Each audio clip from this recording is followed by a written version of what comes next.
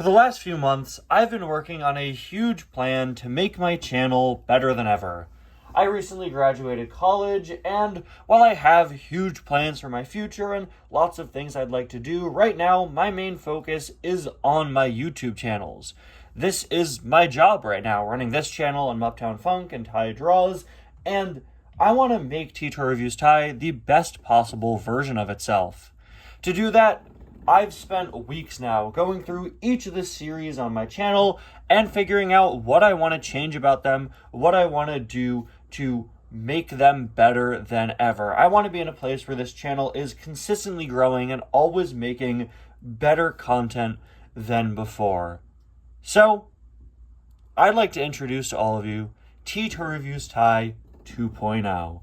Hello everybody and welcome back to another video and to a very exciting video. Today I want to give you guys a brief update on what's going on here on the channel and this huge project I've been working on behind the scenes for a very long time now. I've been teasing several times now big plans for the future of this channel, and now today I'm here to finally announce them. You might be expecting, me to come out here and announce a bunch of new shows, new series, new types of videos, but that's not really the plan.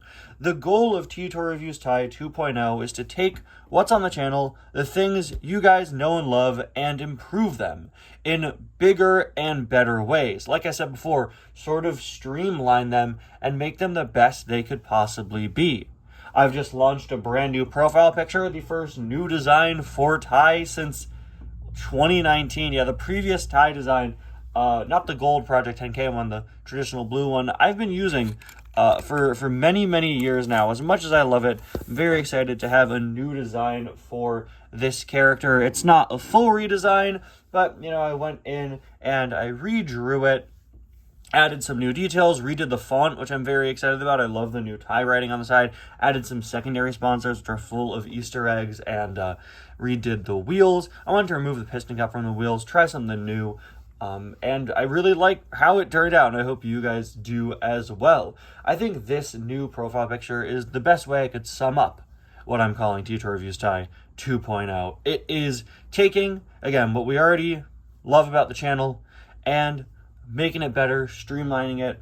It's going to be better than ever before. I've also fully redone my review area, which I am super, super excited about. I'll be going in more detail into all the new stuff and old stuff you could see here in a future video. If you saw my review of Frank last night, you'll know I'm in the middle of cleaning up and redoing my room. So I'm going to be doing a new room tour in a few weeks, and we'll go over that in more detail then, but super excited about this as well. I even found a new clean Mini Racers checklist poster to hang the next review on, which I'm really happy I found. The previous one had gotten so beaten up, so wrinkled, and absolutely full of holes from years of it falling off the wall and me having to put it back up. But luckily I had another one, so we have a nice new clean one. In terms of content, like I said at the start of the video, you can expect to see a lot more of what you already love from the channel. Series like Cars Adventures, Weird Products, Errors and Inconsistencies, Ty's Cars Book Club, they're all sticking around, although pretty much all of my series will be getting new thumbnails. Some of them will be major changes, while others will be pretty simple graphic design changes. I'm going to be replacing the iconic red triangle with a red triangle with a gradient. It's not a big change, but makes the thumbnails pop a little bit more. Weird Products and Errors and Inconsistencies, those series are going to stay pretty much unchanged. The only change coming to the two of them is that they will now finally have a consistent release schedule with one episode each month, and I can't wait to launch that. Cars Adventures, I've previously stated, is going to have a big format shift starting with its next season. This is something that I announced last year, but instead of 24 6 to 10 minute episodes, Cars Adventures will now have 12 15 to 20 minute episodes. Back in the day, I was cranking out Cars Adventures episodes like it was nobody's business. I have no idea how I could make so many back then, honestly, but for years I've been in a position where a 24 episode Cars Adventures season where I release one a day alongside other content just isn't realistic, and cutting the amount of episodes in half I think is going to be really beneficial, not only allowing the series to release more frequently. It's also going to cut down on the episode count, which means less backlog for new viewers. And hopefully it makes some newer seasons easier to get into. And I also think having longer episodes means I'll be able to tell bigger and better stories. Cars Adventures is slowly but surely approaching its endgame, its series finale, which is crazy to think. But, I want to be able to use this format to tell bigger stories as the series goes on and starts to move towards its conclusion. Stay tuned to my channel for some more updates on Cars Adventures very, very soon. I don't have a release date for the next season yet, but I will tell you some little tidbits about it. First up, the main plot is going to be all about Red and what happens when a talent agent thinks that he's the next big thing. Meanwhile, in the subplot, Cruz is going to have to face off against a brand new rival, with Kara Crashwell finally making her way into the Piston Cup in Cars Adventures. It's going to be a super exciting time with some really cool stuff going on this season.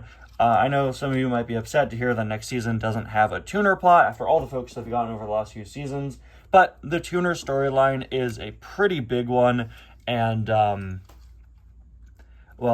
it's going to last several seasons. And let's just say, just because the tuners aren't leading a plot doesn't mean they won't still be relevant. Remember, Yojimbo has eyes and ears everywhere. I'm going to take you guys on a tour of the new background as I continue to talk, so that we have some more interesting stuff to look at. Let me know in the comments what you think about the stuff here. And again, I'll break it down more in a future video. Let me break it down for you, Mark. In a future video. So, yeah. As I continue here, like I said, new thumbnails for a lot of series, errors and inconsistencies and weird products will have consistent release schedules. Ty's Cars Book Club, Car Chat, series like that are remaining pretty much unchanged. Maybe you'll see a little bit of sort of streamlining, I'm trying to cut down on how long my intros and outros are, get you to the action of the video a bit sooner. Cars Book Club is a series that I absolutely adore, so we're definitely gonna be keeping that as is. And yeah, one of the big things that I want to talk about in this video, reviews. Reviews are a video type that I really like doing. It's in the name of my channel, but I feel like they need an update. And I was trying to figure out what can I do to improve my reviews. And I came up with two things. The first is, like my other series, I want to kind of cut down on the intro. I love my review intros. I kind of tell a little bit of a story about the item and then get into more detail. But I want to cut it down, make it a bit more concise and a bit more of a hook into the video. So reviews are now going to start with a different sort of intro. I'm going to use Miguel Camino, just pull him off the shelf as an example. Instead of me just talking about the item before leading into my hello everybody, I'm instead going to start off by giving you some basic information on the item before we get into everything else. So I'll start the review by saying something along the lines of, this is Miguel Camino. He is a World Grand Prix racer from Cars 2, and such and such and such, I'm going to try to keep it to like 2 or 3 sentences. Maybe I'll go into details like the year it was released, the price, and then before I get to my intro phrase, I'm going to have a sentence that's sort of the hook. When I do my reviews currently, I always try to have what I start with be what I believe to be the most important thing I have to mention about the item. Is it a new line? I'll talk about that for a bit. Is this an item I have a personal connection to? I'll talk about that for a bit. That's now going to be encapsulated in one sentence, a sort of tagline at the start of the review. So maybe I'll say, what's really interesting about Miguel is that despite the GRC variant being film accurate, Miguel still isn't. To this day, his spoiler and windows are the wrong colors. And I'll go, hello everybody, etc., etc. The review intro you all know and love. And then we'll get into the typical sort of review. I think it's going to be, again, a nice way to sort of streamline things. And the other change I'm making to reviews is I just want to make them a bit more informative, a bit more focused on the history of the item. Something that I've learned from making Diecast History and Uptown Funk is how much I love just telling interesting stories about the history of my favorite franchises. And, reviews are supposed to be opinion pieces. They are what you think of the item, but I want to make my reviews a combination of my opinion on the item and a guide to the item itself. I want my reviews to be a resource that people could go to if they want to learn about the item beyond what I think and what it looks like. So I'm going to be incorporating some more sort of history elements into my reviews, just as part of what I say about the item. I want to have some more interesting stuff to talk about that I will sprinkle throughout the reviews. And that focus on history, pop culture history, cars history, is something that I really want to make a major part of my channel. I want to do more informative content similar to what I do over on Uptown Funk, with the classic humor and zaniness you would expect from this channel. Diecast history is going to be a major priority for my channel in the coming months. It is something that I'm so proud of. I think it's the best series I have, and I've always struggled with being able to consistently release episodes. Now that this channel is my main priority, I can finally dedicate enough time to it. I'm very excited to announce that Diecast History will very soon be back, and it'll also be switching to a bi-weekly release schedule. What is going on out there? Is that... I look out my window and it's like Snot Rod. You hear that? Gee, dude! It'd be really awkward if you could hear it. There's some very loud engines outside right now. Anyway, yeah, there will now be Diecast History every other week, which I cannot wait for. I think probably the weekend, because I'm going to be balancing it with a new bi-weekly upload schedule from Uptown Funk. So, yeah.